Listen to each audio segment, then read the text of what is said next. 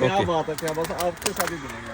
Temple number 3 net पे Google पे किताबों में हम देखते आ रहे हैं बचपन से, नालंदा का फोटो पिक। हाँ, और इस बार G20 का बैकग्राउंड था, तो यही टेम्पल नंबर 3 था। लेकिन अभी ये क्या दिख रहा है, माउंट दिख रहा है, मिट्टी का ढेर दिख रहा है। हाँ। तो इसी तरह से नालंदा पूरा माउंट दिखता था पूरा।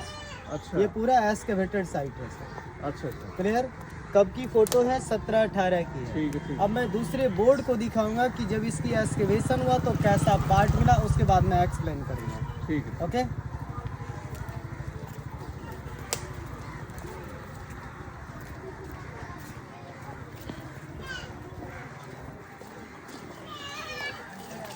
ना चाहिए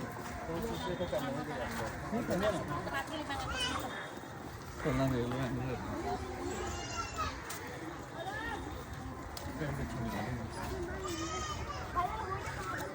अभी आपको मैंने माउंट वाला फोटो पिक दिखा रहा था, उसी माउंट को जब मिट्टी धीरे धीरे हटाया गया तो ये मिला, बिफोर एक्सकेवेशन आफ्टर एक्सकेवेशन। और यही आपका G20 का इस बार बैकग्राउंड भी था।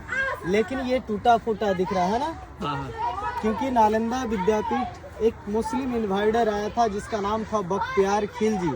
उसी ने नालंदा विद्यापीठ को डिस्ट्रॉय कर दिया था। तो 6 मंथ वार्निंग, 6 महीने तक यूनिवर्सिटी जलती रही। और जलने का एविडेंस अभी भी आपको मैं दीवारों पे दिखाऊंगा। ये कब मिला, 24-25 में। तो लगभग 7 इयर्स तक इसकी एक्सकेवेशन चली, तब जाकर टेम्पल नंबर 3 मिले।